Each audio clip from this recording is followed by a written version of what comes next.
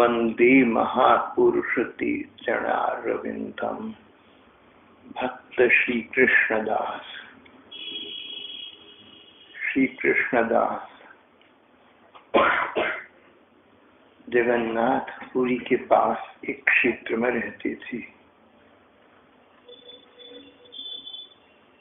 शूद्र जाति के थे, पर उनके आचार विचार, उनका स्वभाव, उनका व्यवहार ऐसा था जो अच्छे अच्छे ब्राह्मणों के लिए भी एक आदर्श था। और ये बात सब लोग मानते थे।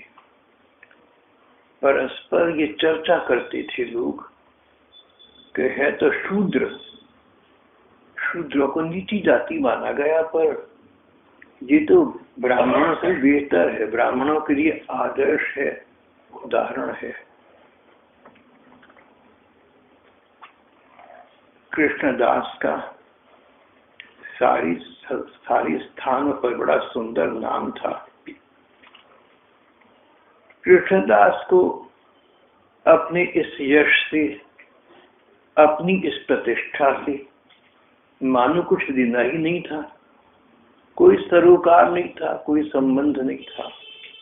कोई किसी की स्तुति करे, निंदा करे, हमारा क्या संबंध। इसी प्रकार लोग इसकी प्रशंसा करते, इसको लगता कि मेरा कोई संबंध इस प्रशंसा नहीं है।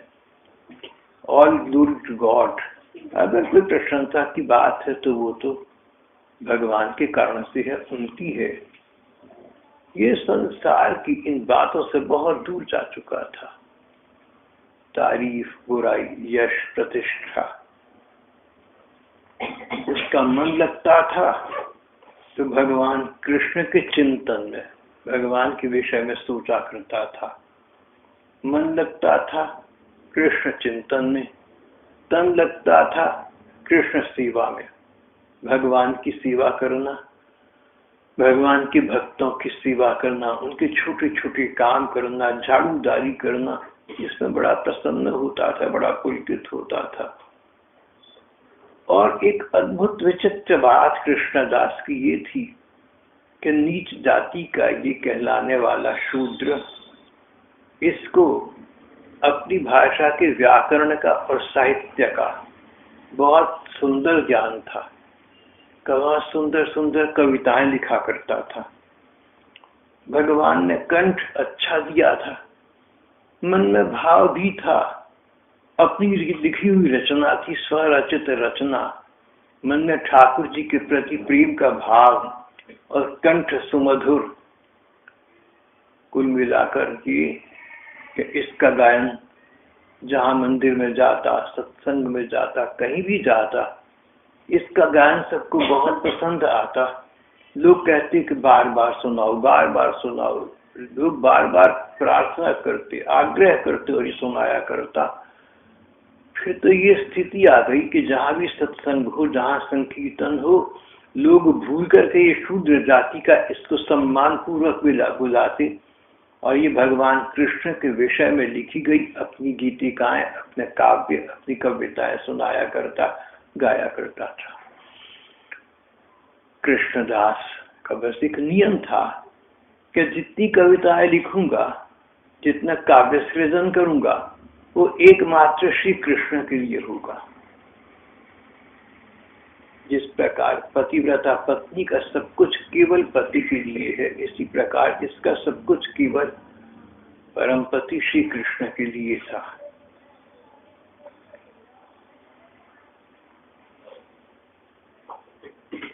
कृष्णदास को कईयों ने कहा कि तुम इतनी सुंदर कविता लिखती हो, भैया कभी देश प्रेम की भी लिख दिया करो,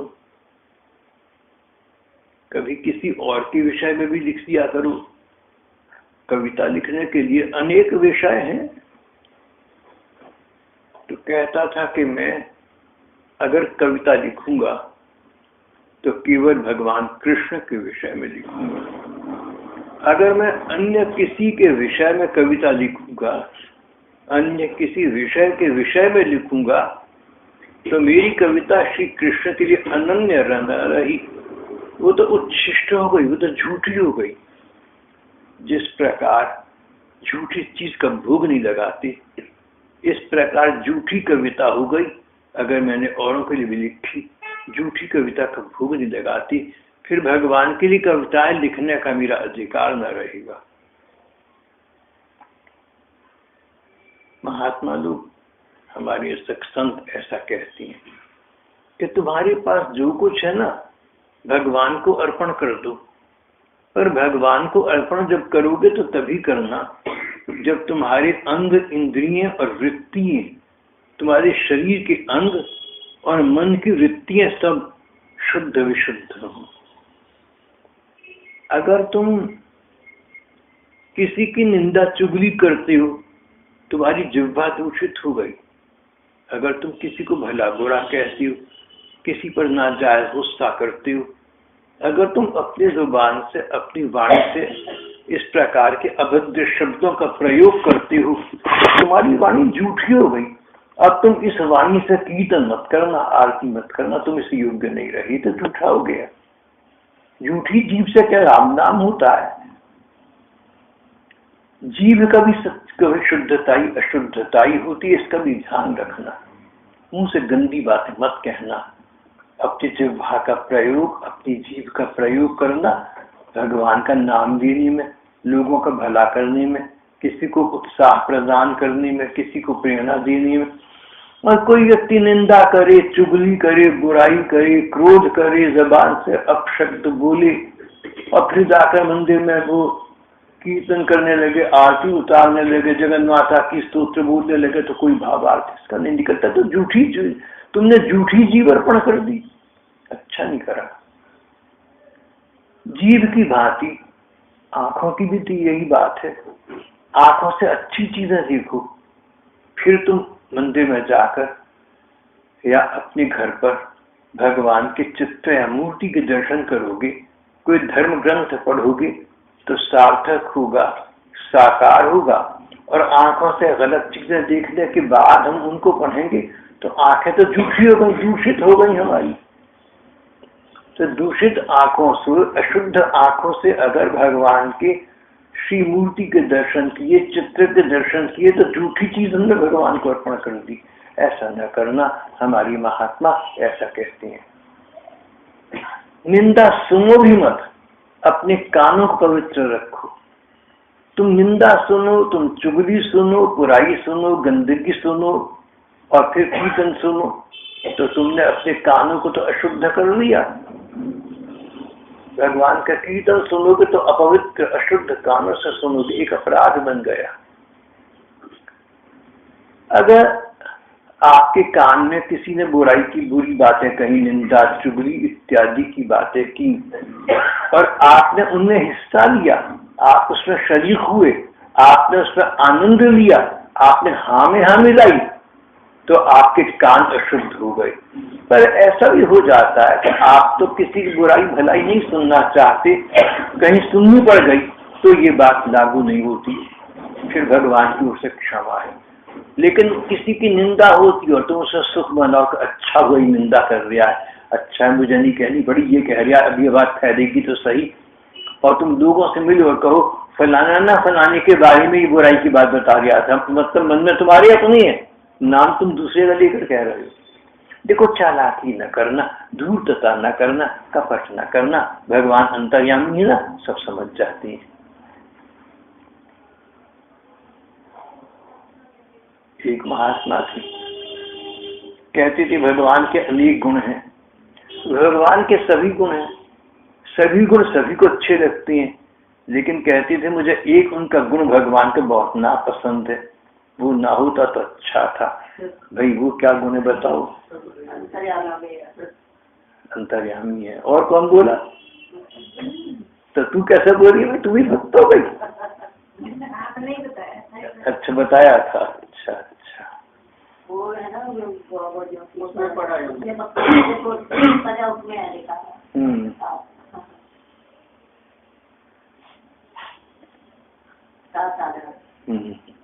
भाव ये कि अगर भगवान, एक भक्त ने मजाक में कहा, अगर भगवान अंतर्यामी ना हो, मेरे दिल की एक एक बात जानते हूँ, तो मैं कहूँगा भगवान मैं तो आपके सिवा किसी और का चिंतन करता ही नहीं, भगवान मान जाएंगे। लेकिन उनको पता है कि तो काम क्रोध लोभ वो सबका चिंतन करता, झूठ बोलता है।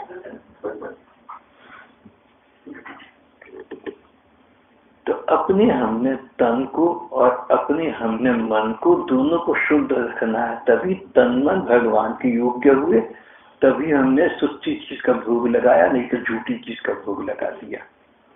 अंग अंग के विषय में और प्रत्येक वृत्ति के विषय में यही बात लागू होती है। कृष्णदास हमारी तुलसीदास जी की भांति भगवान के विषय भी काव्य सृजन करते थे, अतिरिक्त किसी के विषय में नहीं करते थे। उन दिनों एक रिवाज था, बड़े बड़े राजा रईस लोग, बड़े बड़े जमींदार लोग होते, उनकी तुम वीरदावली का वर्णन करो, उनके भाट बनकर उनकी तारीफों में कविताएं कहानियां लिखो, तो वो इनाम दिया करते, पैसा दिया करते। कवि लोग उस जमाने में ऐसा बहुत करते थे। राजा रईसों के हक में कोई कविता लिखती, जनता को पढ़कर सुनाई, राजा रईस प्रसन्न हुए, इनाम दिया, पैसा दिया, हीरे मोती दे दिए। ये बड़ी आम बात थी। लेकिन कृष्णदास इन सब बातों से दूर थे। ये तो श्री कृष्णदास थे, सनाम सार्थक थे, कृष्ण के दास थे, नाम ऐसा था, सचमुच ही श्री कृष्ण के दास था, उनकी दासत्व करते थे और किसी की गुलामी जी हजूरी किसी की नहीं करते थे भगवान के अलावा।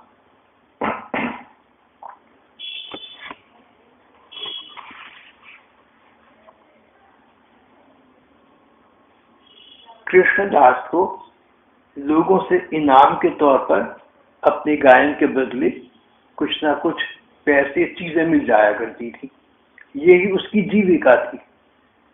वो इसके अतिरिक्त कोई नौकरी नहीं करता था, कोई काम नहीं करता था। जितने लोगों से इनाम के तौर पर पैसे मिल गए, उनसे अपना काम चला लिया और अक्सर उन पैसों में से कुछ पैसे दीन दुखियों पर, गरीब लोगों पर लगा दिया करता था। विचित्र व्यक्ति था, अपने आप कम में गुजारा कर लिया और जो पैसे मिले, इनाम के पैसे मिले, पारिश्रमिक मिला, वो दूसरों पर खर्च कर दिया। उच्च कोटि का सच्चे हृदय का भगवत भक्त था। उसके प्रेमी और प्रशंसकों की संख्या बहुत तेजी से बढ़ने लगी। जब प्रेमियों की प्रशंसा जब प्रेमियों की संख्या बढ़ने लगी, प्रशंसकों की संख्या बढ़ने लगी, तो आप समझ चुके होंगे ईर्ष्यालुओं की संख्या बढ़ने लगी। जहां किसी में गुण है और उसका प्रकाश है, वहां उसके प्रति द्वेष भाव भी न जाने कैसे कहीं न कहीं पनप उठता है। प्रेमावतार प्रभु चैतन्य देव प्यार और करुणा की मूर्ति थी, सबका भला करते थे, बुरे का भी अच्छा करते थे, लेकिन उनके भी कहीं ना कहीं ईर्ष्यालु, कहीं ना कहीं द्वेषी निकल आए।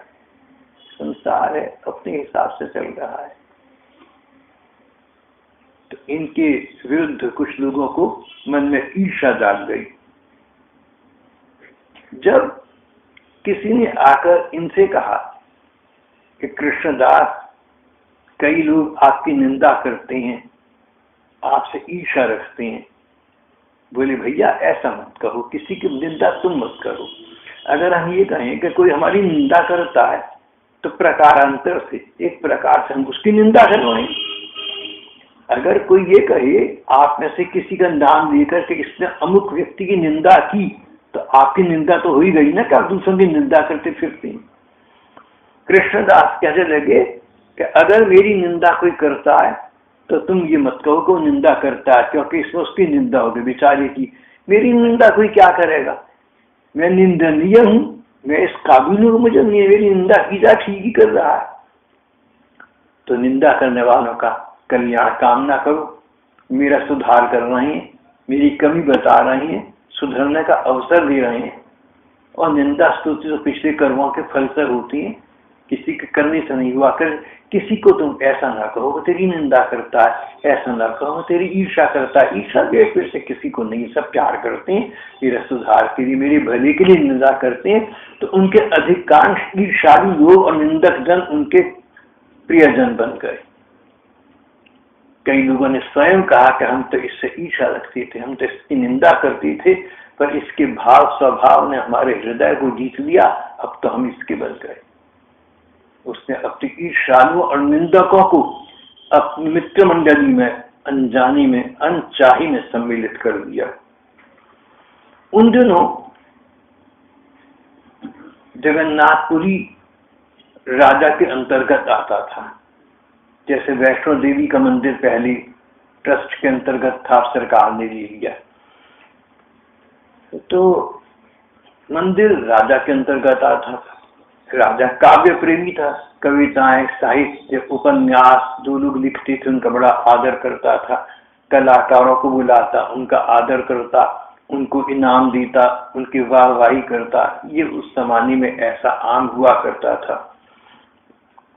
राजा दिव्य सिंह को पता लगा, लोगों से पता लगा कि कृष्णदास इतनी अच्छी कथा करते, इतनी अच्छी कविता करते हैं, सो भी भगवान कृष्ण के विषय में, तो सम्मान पूर्वक अपने दरबार में बुलाया। कृष्णदास ने एक दो कविताएं पढ़कर सुनाई, फिर गाकर सुनाई। राजा को बहुत अच्छी लगी। राजा ने कहा कि कृष्णदास, आप मेरी प्रजा में हैं, इस बात से मेरा गौरव बढ़ गया, मेरा माथा ऊंचा उठ गया। आप जैसे लोग मेरे देश में, मेरे शहर में रहते हैं, तो आपके लिए मैं क्या कर सकता हूँ? हीरे मोती मणि है, आप जो कहें आपको दूंगा, जो आप चाहें आपको उपाधि दूंगा, खिताब दूंगा, आप मेरे देश के रत्न हैं। राजा ने जब इतनी तारीफ सारे आम पूरे दरबार में की तो वाह वाह बहुत हो गई। इनकी सारी प्रजामंडल के लोग इनसे प्रसन्न तो पहले से ही थे, राजा से भी प्रसन्न हुए कि राजा ने इनके गुण को पहचाना है। फिर राजा के मन में विचार आया कि एक परंपरा है कि कवि लोग राजा की प्रशंसा में कविताएं लिखते हैं, तब उनको इनाम मिलता है, राजा को इनाम मिलता है, कलाकार को इनाम मिलता है। नाम इनाम के लिए अगर ये मेरे बारे में कविता लिखें, मेरी तारीफें करें, तो इनका तो सारे देश में बहुत नाम है, सारा देश सुनेगा, मेरा नाम भी हो जाएगा, मैं इनको माला माल कर दूंगा। उन्होंने अपने मन की बात कृष्णदास से कही। कृष्णदास ने दो टूक उत्तर दिया, महाराज भगवान श्री कृष्ण के अतिरिक्त ना तो मैं किसी को राजा मानता हूँ, ना कविता लिखता हूँ। मेरी आपसे प्रार्थना है कि मेरी बात को आप समझें और अपने विषय में कविता लिखने के लिए या गान करने के लिए आप मुझे बार बार न कहीं, मैं ऐसा नहीं कर पाऊंगा। राजा हंस पड़ा, बोला कृष्णदास, अगर तुम मेरे विषय में कविता पाठ करोगे, अगर तुम मेरे विषय में कविताएं लिखोगे और कविताएं सुनाओगे, तो मैं तुम्हें इतना पैसा दूंगा, इतनी जमीन दूंगा कि तुम मेरी तरह राजा बन जाओगी। लोगों में तुम्हारा सम्मान हो जाएगा, तुम राजा की तरह पूजने लगोगी। तुम जानते हो मैं साधारण राजा नहीं, मैं तो रंकों को राजा बना सकता हूँ, मेरे बारे में तुम्हें पता है, तो तुम मेरे विषय में कविता लिखो। बार बार राजा ने कहा, ये बार बार मने करती रही, कहती रहे कि हमारे राजा तो भगवान है, मैं तो किसी को राजा क्या मानूंगा। जगन्नाथ ही जगत के नाथ है, सारे जगत के स्वामी है। जब भगवान सारे संसार के स्वामी है तो हमारे राजा तो भगवान हुए। हम तो भगवान कृष्ण को राजा मानते हैं, हम किसी को राजा नहीं मानते। आखिरकार जैसा उन दिनों हुआ करता था, रिवाज था, राजा को बड़ा क्रोध आया। बोला, कृष्णदास, तुम समझते हो कि राजा की प्रसन्नता अगर तुम्हें शिखर पर चढ़ा सकती है, तुम्हें पहाड़ के ऊंचे चढ़ा सकती है, उसी राजा की अप्रसन्नता, नाखुशी तुम्हें नीचे गिराकर पैरों को तेरे रौड़ भी सकती है। राजा के साथ ऐसी बात करने का साहस मत करो। तुम अपने औकात भूल गए, तुम अपनी विसात भूल गए। मैंने तुम्हारा सम्मान करा, तुम्हारे सिर पे रहते बोलने लगे। तुम्हारी जैसे कितनी कवियों बुला सकता हूँ, और तुम्हें कारागार में जाके सदा के लिए बंद कर दूं, तुम मेरा क्या कर लोगे? कोई क्या कर लेगा? बोला, महाराज ये तो कर्मों के अनुसार होता है, कोई किसी को कोई ना किसी को कोई कारागार में डाल सकता है, ना किसी को सुख दुख दिख सकता है। ये तो आदमी मूर्ख है जो ऐसा समझता है अपने को। दंड कौन देने वाला है? अगर कर्म का फल है तो मिलेगा, नहीं मिलेगा। नहीं कर्म का फल ऐसा है तो कोई दे भी नहीं सकता। महाराज आप मेरी बात को समझने का कोशिश करें, आप कोई देने वाली नहीं है, देने वाली कोई शक्ति और है। राजा को क्रोध आ गया। ये बात कि राजाओं को छोटी छोटी बात पर क्रोध आ जाया करता था और मृत्युदंड दे देते थे।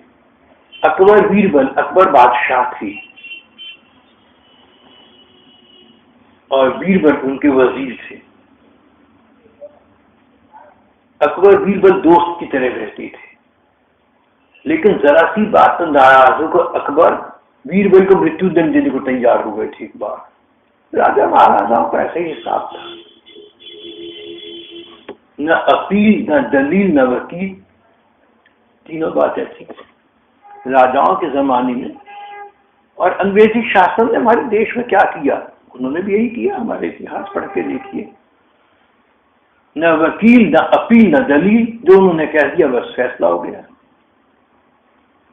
राजा बोला तुम जानते हो कि मैं राजा हूं, मैं कुछ भी कर सकता हूँ। बोले महाराज आप कुछ भी कर सकते हैं, लेकिन वो कुछ नहीं कर सकते जो आप समझ रहे हैं। मैं तो भगवान कृष्ण का सेवक हूं, उनकी प्रजा में हूं। राजा को आया क्रोध, कर्मचारियों को बुला कर कारागार में डाल दो, इन्हें 3 दिन पड़े रहेंगे, सब समझ आ जाएगा कौन इनके राजा है कौन प्रजा है। कारागार में डाल दिया गया। सारा वातावरण बदल गया, सारी स्थिति। कहा तो राजा उनको सम्मान कर जा रहा था, कहा उसी राजा ने सबके सामने उनको कारागार में डलवा दिया। लोगों को बहुत दुख पहुंचा, उनके निंदक और ईर्ष्यालुओं तक को दुख ऐसा पहुंचा। ऐसा भक्ति साहित्य का इतिहास कहता है। उनके निंदकों और ईर्ष्यालुओं तक को दुख पहुंचा था। राजा ने ठीक बात नहीं करी, लेकिन उस जमाने में ऐसा समय था कि राजाओं के खिलाफ जो बोलेगा उसको मृत्युदंड, सूली और ये सब बातें बड़ी आम बातें थी। तो राजा को लोग प्रसन्न रखते थे। राजा को पता लगा कि कृष्णदास कारागार में बैठे हैं, पद्मासन बैठे कीर्तन कर रही हैं, राम राम हरि हरि, कृष्ण कृष्ण हरि हरि, आराम से भगवान का नाम ले रहे हैं। और जो भगवान के विषय में, श्री कृष्ण के विषय में कविताएं लिखती थी, अकेले बैठे उनको गा रहे हैं। और उनके चेहरे पर एक आग है, एक आधा है, एक प्रताप मंडल है, प्रसन्न है। राजा को इस पर और भी क्रोध आया। बोला मैं तो समझाता 3 दिन में सब समझ आ जाएगी, लेकिन वहां बैठा बैठा कृष्ण कीर्तन, कृष्ण काव्य पाठ कर रहा है। राजा स्वयं देखने के लिए गए, देखा तो शांत भाव से समाधि की स्थिति मानू हूं, कृष्ण काव्य का गान कर रही थी। विनाश काली विपरीत बुद्धि, ऐसी अकल हो जाती है आदमी को। पैसा रुपया ये सब चीजें बुद्धि को बिगाड़ दी जाती है बहुत बार।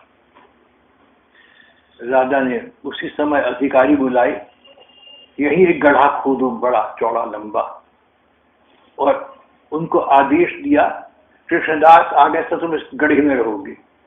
अरे भाई तुम तो कीर्तन करते हो, कविता पाठ करते हो, करते जाना, तो कौन रोकता है।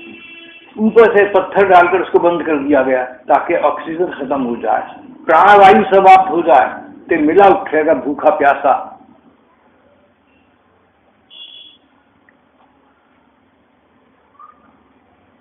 तीन दिन तक कृष्णदास शांत भाव से वहां उस ढके हुए गड्ढे के अंदर कीर्तन करती रही, पर आखिरकार उनकी जान जाने को हो गई। फेल शॉर्ट ऑफ ऑक्सीजन, प्राणवायु आनी बंद हो गई, सांस कहां से ली।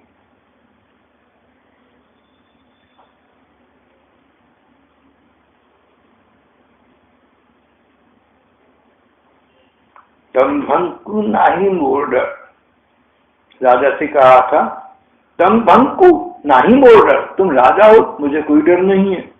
मो प्रभु बले बलियार, मुझे तो प्रभु का भरोसा है।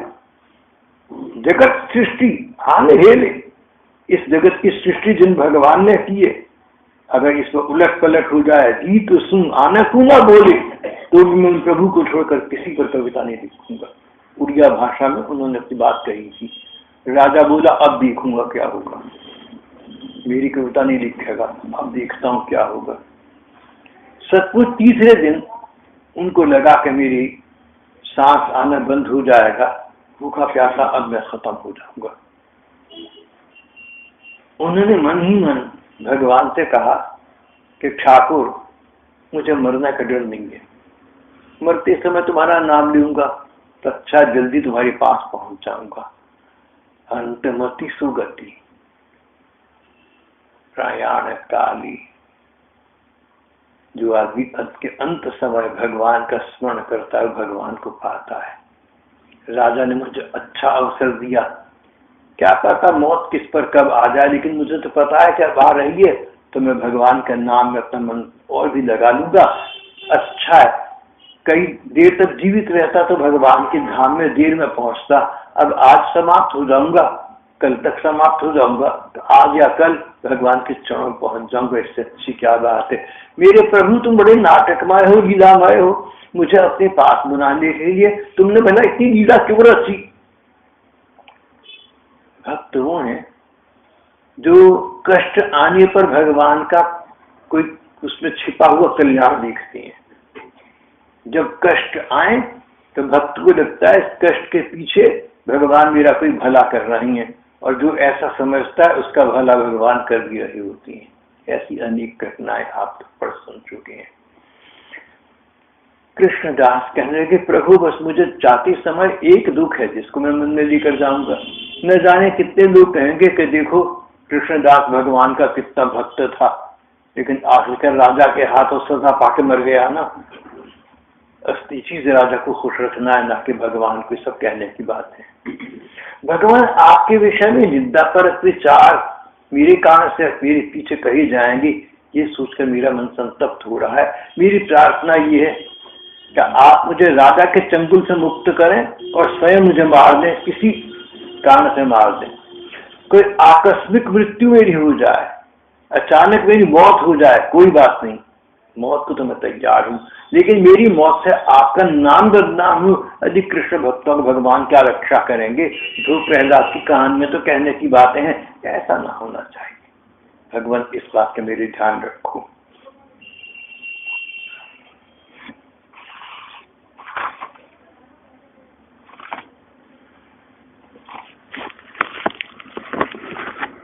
कृष्णदास के लिए जैसा पुरस्कार वैसा तिरस्कार, जैसा अनुग्रह वैसा निग्रह, वह इस सब को प्रभु की लीला मान रहा था।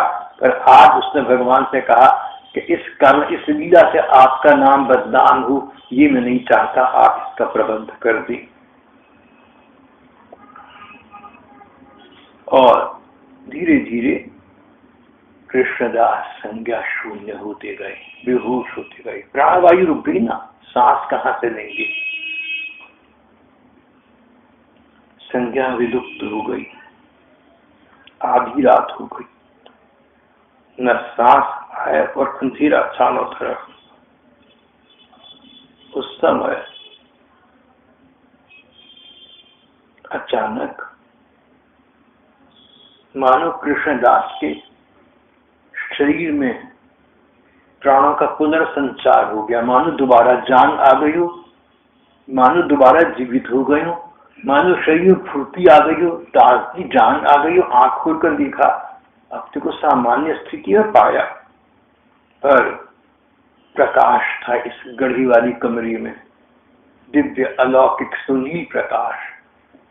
आम प्रकाश नहीं था जो हमारी बल्बों में होता है, ट्यूबलाइटों में होता है, इस तरह का जो रोशनी होती है सूरज चांद की, वो नहीं थी, अलग सी रोशनी थी। ऐसा प्रकाश चारों ओर उद्दीप्त उद्भासित हो रहा था और मन को बहुत शांति दे रहा था, मन को बहुत अच्छा लग रहा था। इस प्रकार का दिव्य चिन्मय प्रकाश, उस प्रकाश के मध्य साक्षात भगवान श्री कृष्ण खुली आंखों के सामने खड़े हैं। मन की आंखों के सामने नहीं, कल्पना की आंखों के सामने नहीं, खुली आंखों के सामने, जैसे मैं और आप एक दूसरे के सामने। श्री कृष्ण सामने खड़े मुस्कुरा रहे हैं। जगन्नाथ जी के रूप में भगवान कृष्ण सामने खड़े मुस्कुरा रहे हैं। उनके हाथ में एक प्रकार का दस्ताना है। जगन्नाथ जी का मंदिर है, वहां पर एक रिवाज है, जगन्नाथ जी को फूल पत्तों का दस्ताना हाथों में पहनाते हैं। जगन्नाथ जी के हाथ से अपना वो कर पल्लव कहलाता है, वहां की भाषा में कर पल्लव है। और भगवान ने वो कर पल्लव, अपना वो दस्ताना कह लीजिए, कृष्णदास के शरीर पर फेर दिया।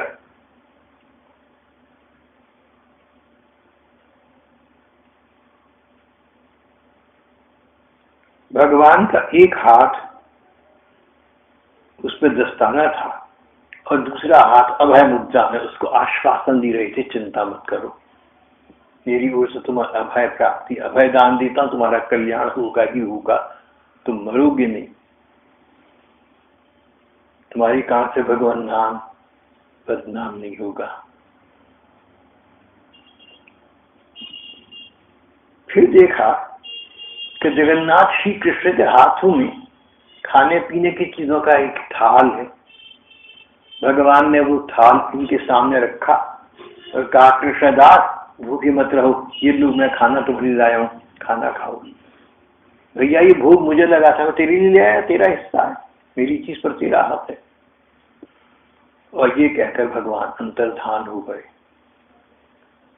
कृष्णदास आंखें मलमल कर देखने लगा, मेरे मन का भ्रम होगा, जागते हम कई बार सपने देखते हैं, दिवा स्वप्न देखती है, मेरा दिवा स्वप्न होगा, मेरा भ्रम होगा, भला भगवान कृष्ण प्रकट होकर मेरे सामने क्यों आएंगे? पर समझ नहीं आ रहा।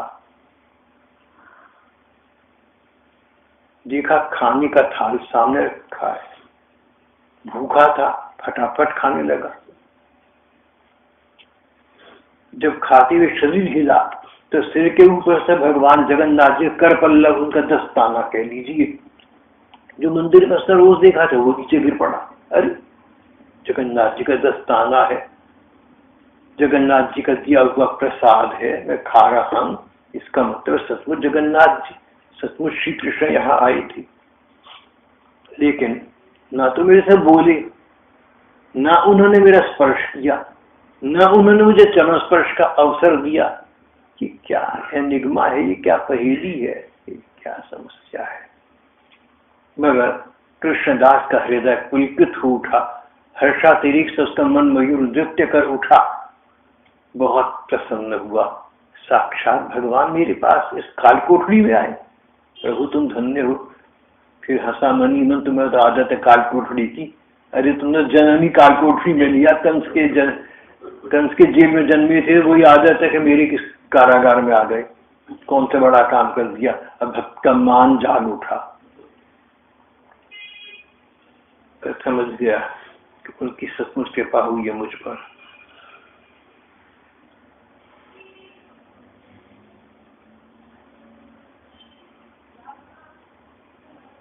उधर दूसरी ओर एक दूसरा दृश्य जन्म ले रहा था।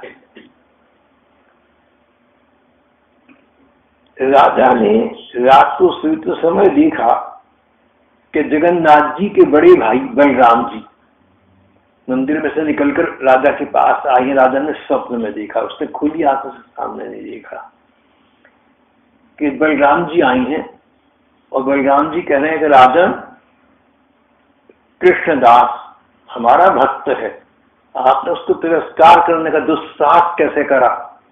आप उसको छोड़कर उससे क्षमा मांगिए सबके सामने, नहीं तो आप सब नष्ट हो जाएंगे, आप सत्यानाश कर देंगे। राजा घबराकर उठा, बलराम जी दिखे नहीं, मगर स्वप्न में तो दिखे थे। डर के मारे राजा कांपता हुआ कारागार में गया, कृष्णदास को खुलवा दिया। उधर मंदिर के पंडित भागे हुए आए कि पता नहीं कैसे जगन्नाथ जी का एक कर पल्लव, एक दस्ताना गायब है, कहाँ चोरी हो गया, कौन ले गया? जगन्नाथ जी स्वयं अपना कर पल्लव क्यों नहीं कर जाएंगे? अपनी चोरी तो कोई किया नहीं करता, ये कैसे हो गया? जब राजा कृष्णदास के पास छुड़वाने के लिए गया तो कर पल्लव उसके पास था। पूछा, उसने सारी बात बताई।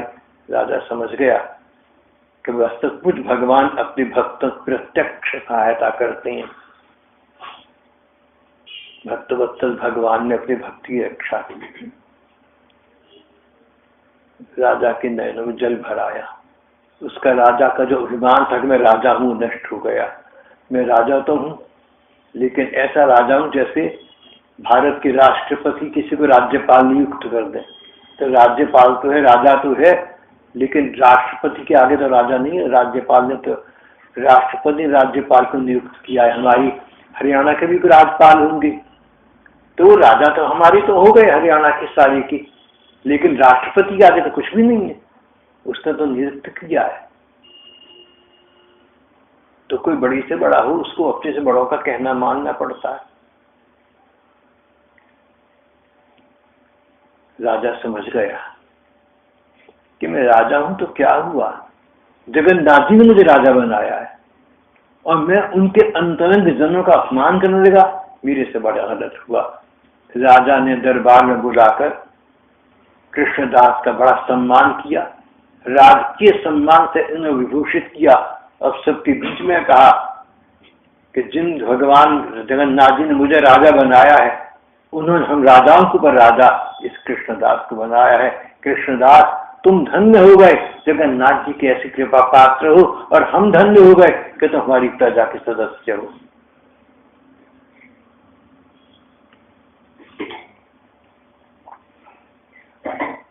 सबके सामने तो बात यहां समाप्त हो गई, सारी नाटक पर पर्दा पड़ गया, कहानी खत्म हो गई।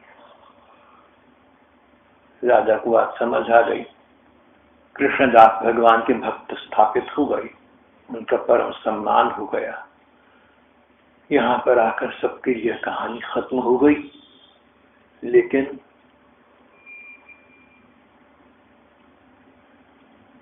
अगर कहानी खत्म नहीं हुई तो भक्त कृष्णदास के लिए उनके मन में कष्ट आ गया, उनके मन में दुख था। जगन्नाथ भगवान कृष्ण कारागार में मेरे पास आई, उन्होंने इशारे से कहा कि खाना रखा है खा लो, मुझे छुआ नहीं उन्होंने, ना मुझे अपने को छूने दिया, ना वो मुझसे बोले। भगवत साक्षात्कार के 3 लक्षण भक्तों ने बताए हैं, दरस परस संभाषण। दरस आंखों से दिखे, खुली आंखों से दिखे। परस स्पर्श, जैसे मैं आपके कंधे सिर पर हाथ रख दूं, स्पर्श छूना, स्पर्श पता लगे किसी ने हमें छुआ है। भगवान छुए तो क्या कहेंगे।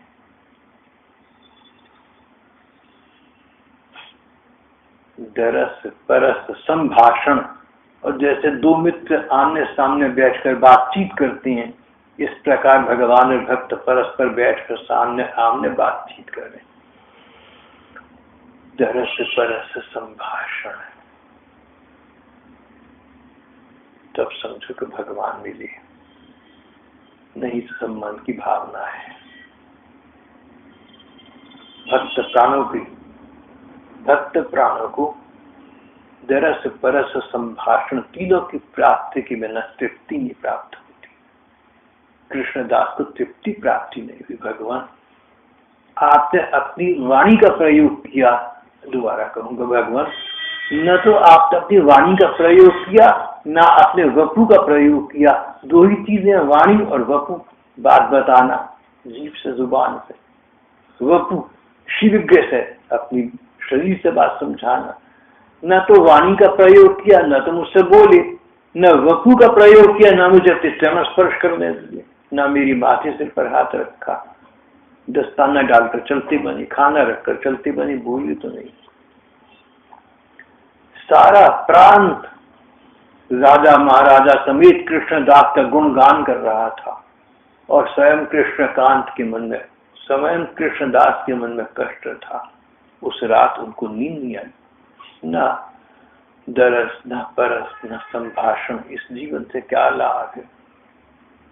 जगन्नाथ तुम सब कुछ देते हो, मुझे रोटी पानी देते हो, रहने की जगह देते हो, सम्मान देते हो, लेकिन जो देना चाहिए, जिसके लिए मैं जी रहा हूँ, जिसकी मेरी मन तमन्ना है, कामना है, आकांक्षा है, त्वरा है, इच्छा है, अपना प्रेम, अपना स्पर्श, अपना संभाषण, सो तो तुमने मुझे प्रदान नहीं किया। लोगों की राय में मैं तुम्हारा भक्त हूं तो क्या हुआ, मैं तो जानता हूं तुम्हारी राय में तुम्हारा भक्त मैं नहीं हूं, नहीं तो तुमने दरस परस संभाषण से मुझे सुशोभित कर दिया होता। फिर ऐसे जीवन का अंत ही ठीक है।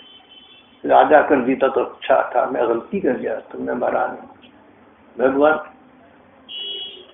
इस जीवन को अब तुम अपने चरणों में स्थान दे, तो मुझे सदा सदा के लिए संसार रूपी कारागार से मुक्त कर दो, इस देह रूपी बंधन से मुझे मुक्त कर दो मेरे ठाकुर, या मेरी मौला, मेरे अल्लाह, बख्श दे मुझे अपनी ताकीर, संसार से छुटकारा, दुनिया से मुझे बख्शिश बख्श दे, संसार से मुझे तू मुक्ति प्रदान कर दी, शरीर से मुझे मुक्ति प्रदान कर दी, और फिर मैं तेरी चरणों के शरण में आ जाऊं सदा सदा के लिए।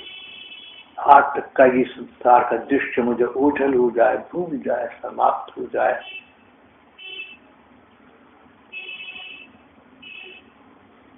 दिल को दो दुनिया की दौलत बख्श दे, अपने कदमों की मोहब्बत बख्श दे। एक उर्दू शायर ने कहा, दिल को दो दुनिया की दौलत बख्श दे, दो दुनिया, लोक पर दो, दिल को दो दुनिया की दौलत बख्श दे, या अपने कदमों की मोहब्बत बख्श दे, अपने चरणों में प्रेम प्रदान कर दे मेरे ठाकुर, मुझे कृतार्थ कर दे, मुझे निहाल कर दे। मैं संसार का क्या करूंगा, सम्मान का क्या करूंगा, मुझे राज सम्मान से क्या लेना है।